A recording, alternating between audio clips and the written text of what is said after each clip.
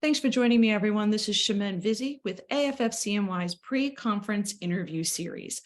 Let's look at the next interview I did with the workshop presenter who is going to do an introduction to those who don't know very much about FASD, or fetal alcohol spectrum disorders. Let's see what we chatted about and what they're going to present at the conference. Well, welcome, everyone. Thank you again for joining us. Now we're going to be asking some things of the next workshop presenter. First, Sandra, why don't you just introduce yourself to everyone in the community, let them know who you are. And I always ask how you're connected to foster and adoption for that community to know. Sure. Thank you so much. Well, first and foremost, I'm an adoptive mom. My husband and I have 8 children, 5 through adoption.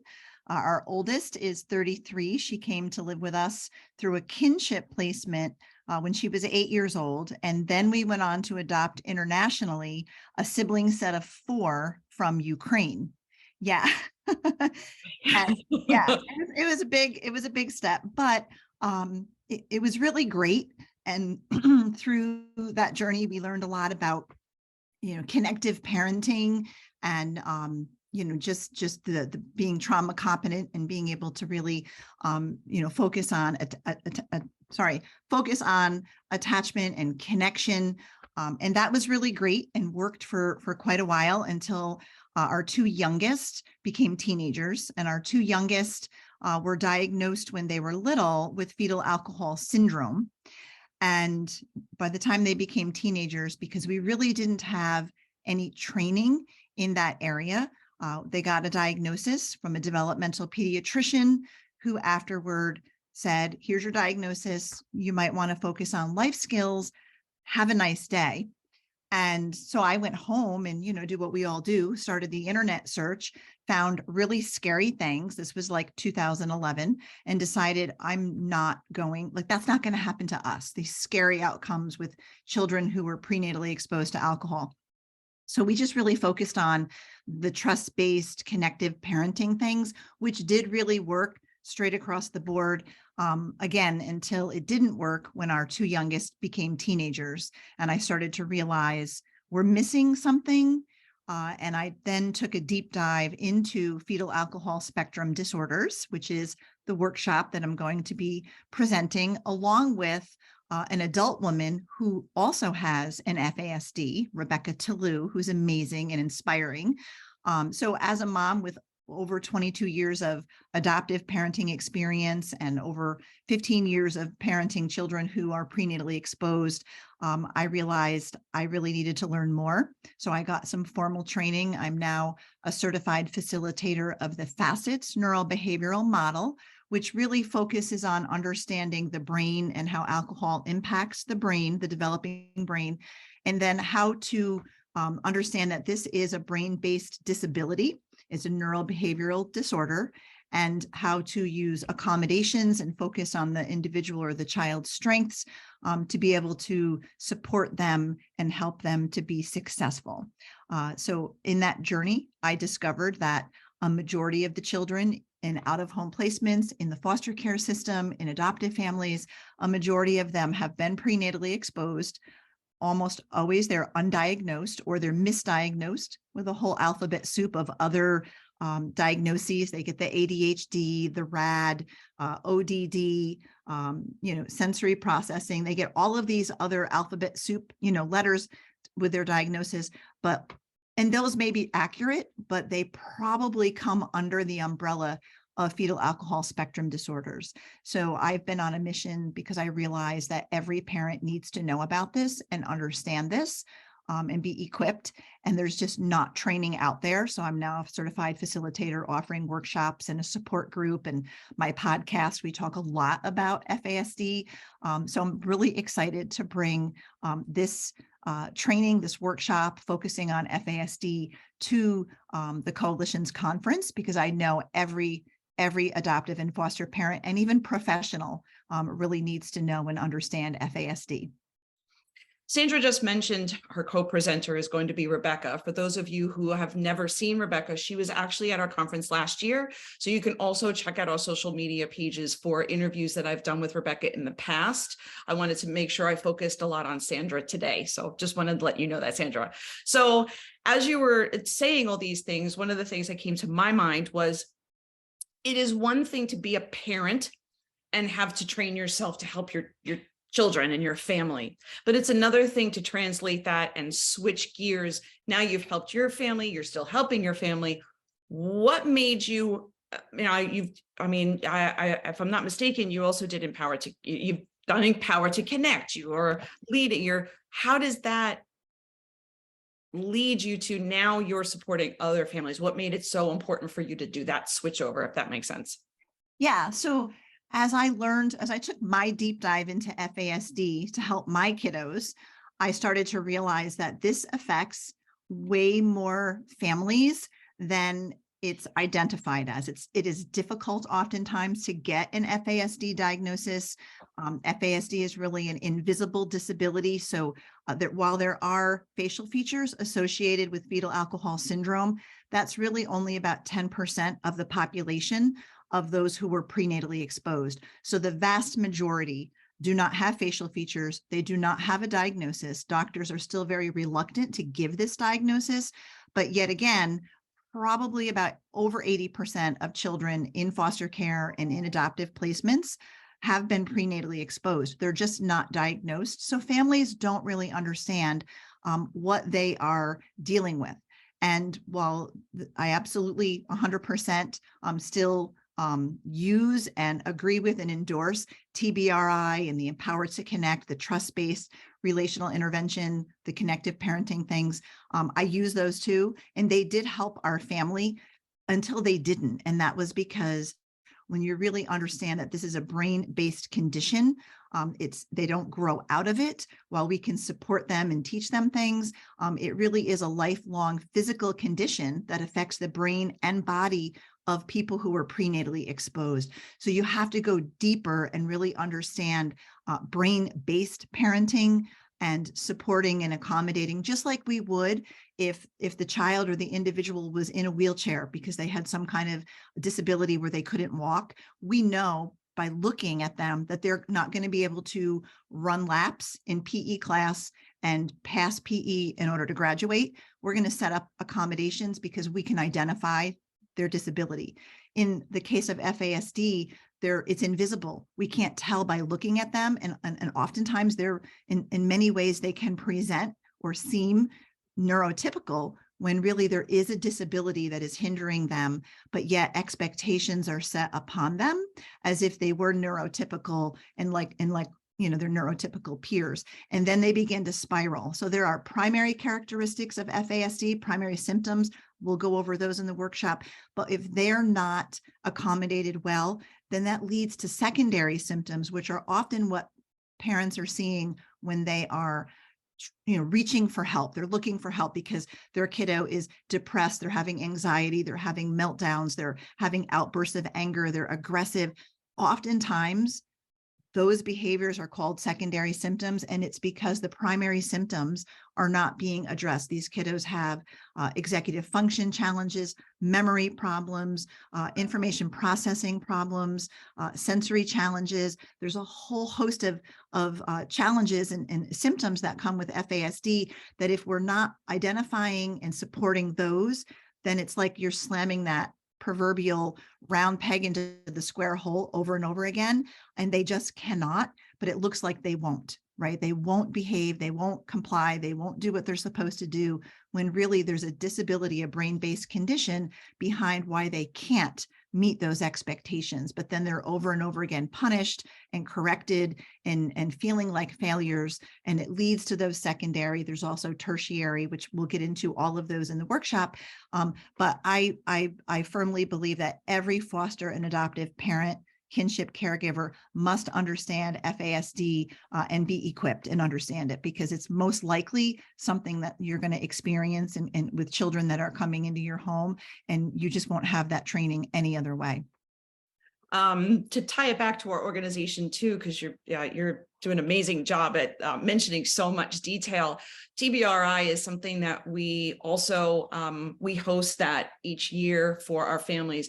We also do, for those of you out there, we also do reframing classes, which is basically our version of the same thing for the local families. So that way, when people are watching this, you know that our organization does that as well. So you also mentioned that you do a podcast and you speak about this. What made you decide to do a podcast as well? Because that's a little bit of work to put into. Well, we stumbled into it many years ago when we first established our organization, when around 2014, when I was interviewed a couple of times on a local radio station. And then they came back to me and said, we think you should have a radio show where you talk every week about this adoption and foster care stuff. And we were like, okay, no experience, but okay, what greater way to advocate.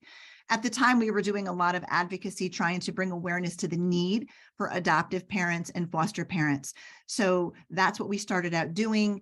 And then when podcasts became real popular, we began to repackage every episode of our radio show as a podcast. And then about 2018, the radio show switched from a talk radio format to a music format. So everybody had to find new homes for their shows. And we just decided the podcast, we get great traction because people are intentionally listen, and you can listen anytime. If you're a podcast listener, you can fold laundry, you can be driving your car, you could be putting on your makeup or making dinner, whatever you're doing, you can listen to a podcast anytime you want. So we just found our listeners who were very intentional are foster and adoptive and kinship caregivers who were tuning in for encouragement and support and the teaching and training that we even do, because I talk about all of the things that have to do with the adoption and foster care space, but really in the past few years, zeroing in on FASD quite a bit. I interview adoptive parents, foster parents, professionals, lots of folks, again, anything to do with adoption and foster care, and a lot. We've gone pretty heavy on FASD now. So the show is the adoption and foster care journey, and it's on most of the, podcast platforms that folks are listening to. So I hope you'll check it out. You also mentioned one of the questions I have, and you mentioned a snippet of it. One of the things that I've learned over the few years interviewing many people, including doctors, diagnosis. It is one of the hardest things, especially locally where I am. All I hear is, how do we find out? This is too late. They won't give the diagnosis. It's one of those diagnoses that you have to go through. Here's the 50 doctors we just went through to check off the box that they don't have this. So then it defaults to, then we guess it's this, and you have to find a doctor that says, all right, I guess I'll give it to you. And that's pretty sad because you have to go through so much, and this poor kid's in need of so much help. Did you find that for yourself, that I know you went to a developmental pediatrician, but most of them don't know much about this. Yeah. Most of them don't. And that is a big issue that we're trying to address nationwide, and as well as here in New York State, because it's not recognized. FASD is not even recognized by the state of New York or federally yet as a developmental disability. So we are advocating to change that. Our organization, Justice for Orphans, JFO, is an affiliate member of FASD United, the national organization on FASD, and we're really trying to change policy and have an effect there.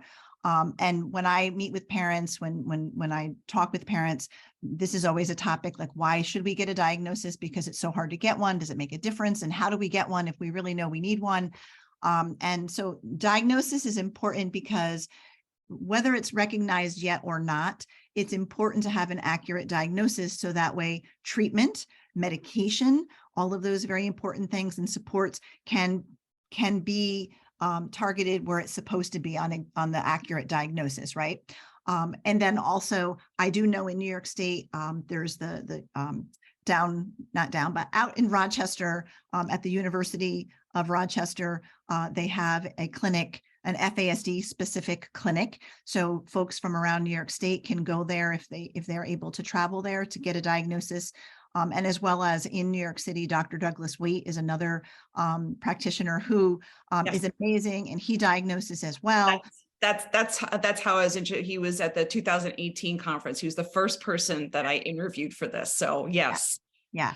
So I refer families to both of those places if you don't have success locally, where you are with your pediatrician or a developmental pediatrician or a neurologist, because it is difficult to get that diagnosis. My boys got the diagnosis, but we had enough in their court records, and they had the all of the symptoms and the facial features. So it wasn't difficult to get a diagnosis. I know of parents who will bring their kiddos in and they have the facial features, and the same developmental pediatrician that diagnosed my kids is even still reluctant, unless there's maternal admission of drinking alcohol during pregnancy, which when it comes to foster care and adoption, we don't often get that. So it's very difficult, and we have to really advocate for our kids to get that diagnosis.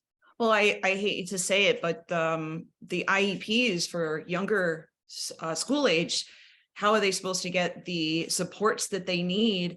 And if you don't have the proper diagnosis and then it's not acknowledged by New York State, then something like OPWDD doesn't give them those supports that could literally support them for life.